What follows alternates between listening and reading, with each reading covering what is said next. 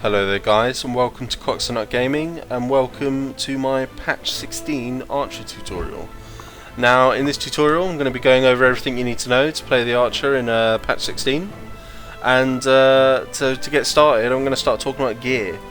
Now because we've lost our main damage ability from the previous patch, which is split shot, to be fair, it was quite overpowered, rolling in and doing about 1,500 to 2,000 damage, like if you manage to hit every single arrow on a unit.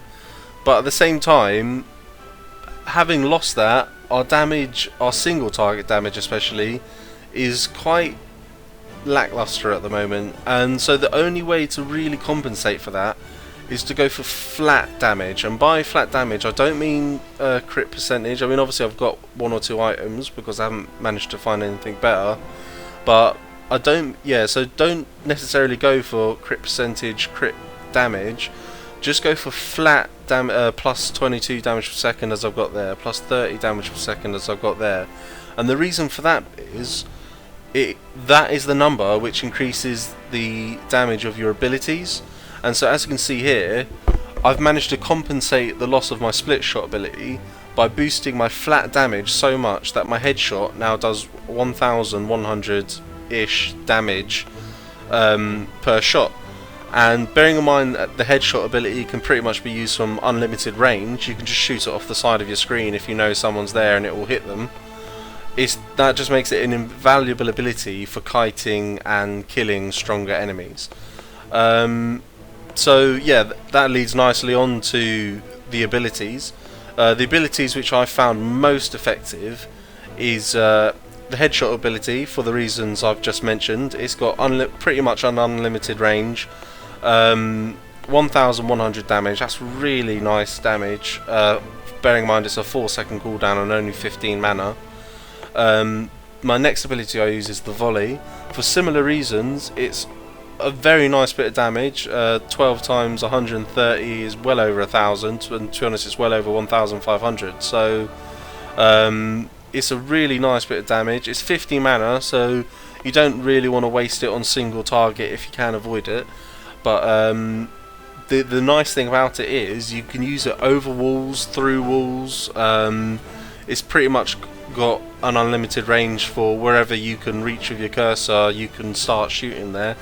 And so it's just really nice for where a lot of castles at the moment are, say, having those mobs where you shoot one and then suddenly 50 mobs come around the corner. If you can see these mobs through the wall, but it's not possible to get to them before you've pulled them on this straggling mob, you can just pop your volley and you'll be able to wipe half of them out before you even say hello to that first mob which is in your way. And that is really nice in some cases. As with all my previous tutorials, roll, I love it. It gets you out of sticky situations. It gives you 300% block. It gives you movement speed for when you're running short time. It's just really nice, and to be honest I can't wait till I finally ding 30 and get my rank 3 of that, because it gives me an extra second of block and movement speed. So, you know, it's a really nice ability. And then finally, which is probably the newest addition to my my build, is the bear traps. I've not really used them that much before this patch, but now that I've kind of integrated them into the build, they are really nice. And to be honest, I don't think archers are that viable without the bear trap at the moment. My reasons for that are that while our CC is good, there's a lot of things which can just bypass straight through it.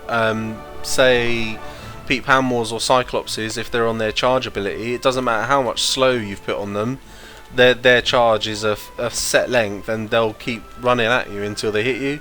Whereas with the bear trap, even if they're mid-charge, it will stop them dead, stun them on the spot, and then that obviously cancels their charge, which then means once the stun's finished, they are then slowed by 85% for 5 seconds, which is really nice. The fact that it does 248 damage per trap when there's 5 of them is really nice, because especially with Pete Poundmore, he can sometimes set off 2 or 3 at once, and so that's an instant 600 damage on top of a stun and on top of a slow. So bear traps are just really nice at the moment. You can't use them in every situation. An example being Scorpios. There is a way to use them against Scorpios, but just your normal throw them in front of you and stand behind them, Scorpios will just drag you across it. So the way to use bear traps against a Scorpio is to stand the exact distance away from them that you throw your bear traps, and then just keep spamming it. And so every time the bear trap then lands on them, they'll instantly get set off, instantly stun them, and that is a way to stun lock a Scorpio. It can take a while to get them down with that, because you're only doing 248 damage per trap, but the most important thing to note with that is it's a safe way to take down Scorpios, as they are, in my opinion, the most overpowered creature at the moment.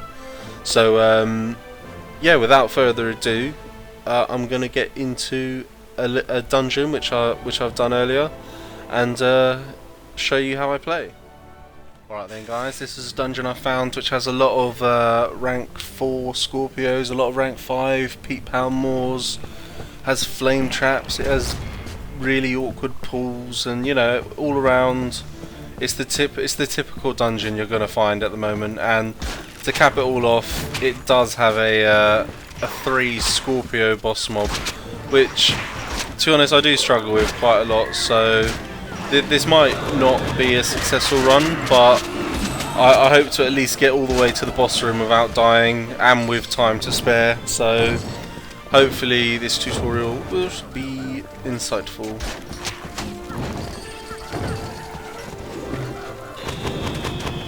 So you can see here, I'm doing a lot of pulling round corners and then using my volley ability to shoot over walls. Some people might consider that a bit of a lame tactic, but at the same time I consider it to be a way to counteract a lot of the lame dungeon designs that there are going around at the moment, which, as you can see, revolve heavily around Hungerbots and Pete Poundmores and stuff. So as you can see there, I've just completely dealt with that Pete Poundmore because he can't charge through my traps. And I cut that a little bit close there, but yeah, I probably should have taken that Hungerbot out a little bit quicker there, so I was free to just dips him down, but I hesitated a little bit. But alright, so I'm just gonna do this. It's always nice just to pop the volley ability to take out mobs like that.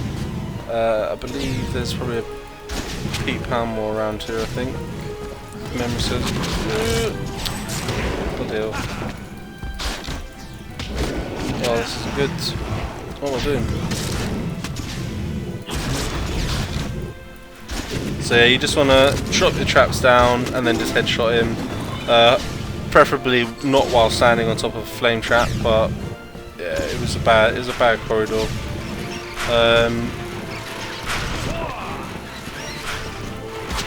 I always hope that people can learn from my mistakes rather than doing exactly what I do, because I do tend to play quite recklessly. But so I'm just going to put my volley bit in, hopefully this will catch a few people on the way.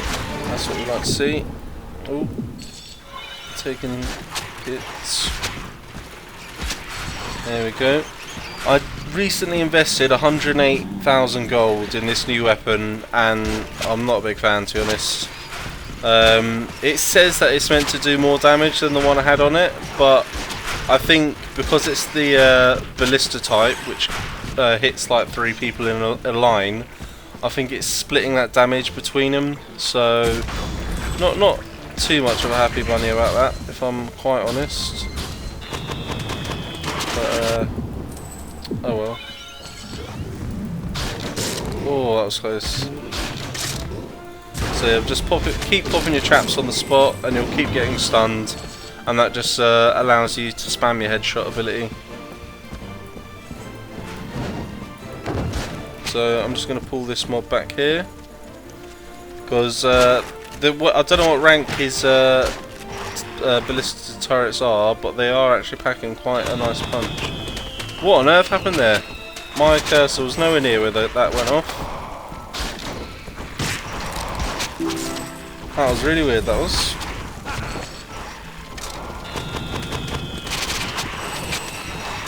Well, this guy does seem to favour dirt mobs, which I suppose adds a bit of variety.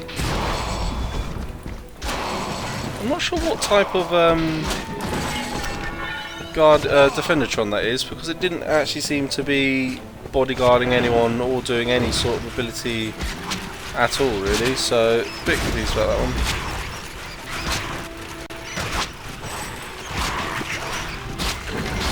Oh no, this is gonna hurt. No.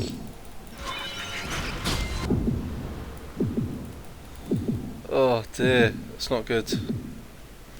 Yeah, definitely do not play as recklessly as I am playing, because as you can see, it doesn't bode well for the old HP. So I'm just going to take out these derps as quick as possible and not miss it completely. Oh, I wish I'd saved my volley now. Alright, so we're just going to shoot down this line.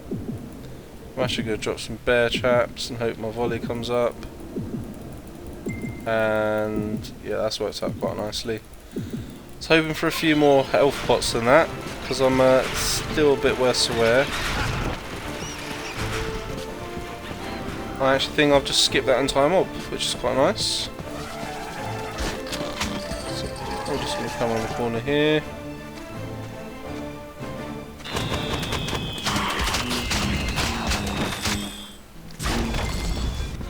That's good, back up to half health. Let's see what we've got here. That was nice. We'll time that to perfection or not. Oh, that's a bit of a lag spike. Oh dear, no, I do not like this new weapon at all. Alright, so we're in the boss room. We've got quite a bit of time left. So I'm actually just going to keep spamming my headshot ability down the line, because the nice thing about headshot is it kind of has an unlimited range, so you can just keep shooting it from a very long way away.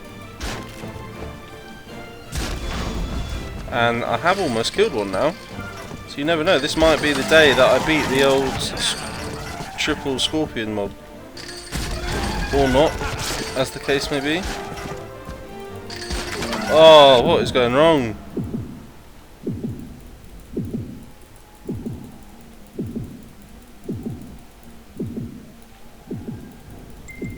Oh, it could happen. It could happen.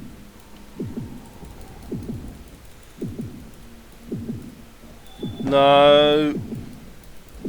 Oh god, this could be the day. Oh my goodness, I think I've done it. Oh, I've just got to get to that door in time. Go, go, run, Forrest. Oh, it's going to be close. I've done it! Yes! And there we have it, guys. A completed dungeon as the archer with a pretty useless weapon, I might add. And with the triple Scorpio boss mob, which I'm actually surprised to myself that I managed to beat that, because it is so overpowered at the moment. And so there you have it, guys. This has been my patch 16 archer tutorial. I never claim to be a master of all things, so if you have any ways in which you'd improve upon my build or playstyle, please let me know in the comments below, and I'll be sure to integrate it into future tutorials. If you found it helpful, let me know. I love to hear positive feedback as well. And I'll see you next time when I'll be updating my castle for patch 16. Goodbye.